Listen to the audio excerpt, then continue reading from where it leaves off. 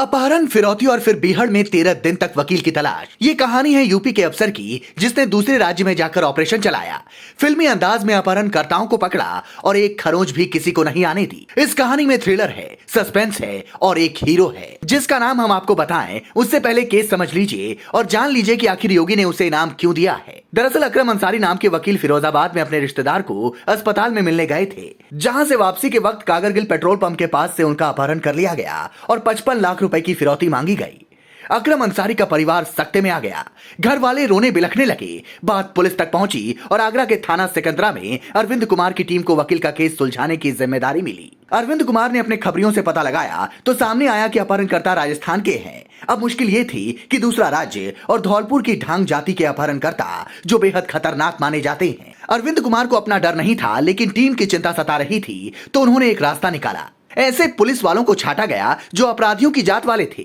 उन्हें साथ लेकर अरविंद कुमार धौलपुर के बीहड़ में घुस गए। उन्होंने पुजारी का भेष धरा और एक मंदिर में डेरा डाल दिया। अपनी टीम से किसी को किसान बनाया, किसी को दूध वाला बना दिया।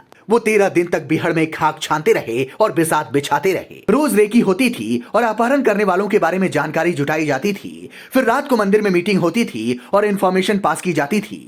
रोजाना यही रूटीन फॉलो किया जाता था। जब सारी रेकी कर ली गई और बिसात बिछा दी गई तो अरविंद कुमार ने वकील अकरम के घर वालों को फिरौती की रकम देने के लिए कहा। अकरम के परिवार वालों ने वही किया और जैसे ही अपहरणकर्ता बाहर निकले उन्हें दबोच लिया गया। राजस्थान के धौलपुर में बीहड़ से 6 अपहरणकर्ताओं को गिरफ्तार किया गया और वकील अकरम अंसारी के साथ साथ फिरौती की रकम भी बरामद कर ली गई। ये पूरा केस साल 2020 का है, लेकिन अभी चर्चा इसलिए हो रही है क्योंकि अरविंद कुमार अब आगरा में डीसीपी के पद पर हैं, जिन्हें आगरा के सीपी ने इस केस को सुलझाने के लिए सम्मानित किया है, क्योंकि सीएम योगी ने उनके प्रशंसा के लिए प्रशस्ति पत्र और वीरता मेडल भेजे हैं।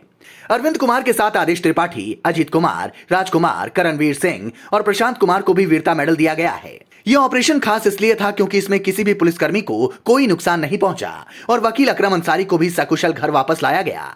साथ ही जिस तरीके से नेता जाति वाला फॉर्मूला अपनाते हैं वही पुलिस ने भी अपनाया।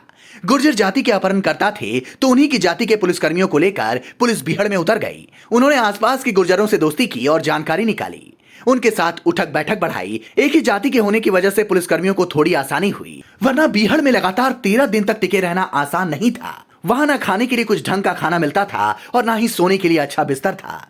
लेकिन एक नागरिक की जान का सवाल था और राजस्थान में यूपी पुलिस की नाक का भी सवाल, जिसके लिए डीसीपी अरविंद कुमार और उनकी टीम ने अपनी जान की परवाह किए बिना सारे आराम छोड़कर बीहड़ में डेरा डाले रखा और कामयाब होकर वापस लौटे।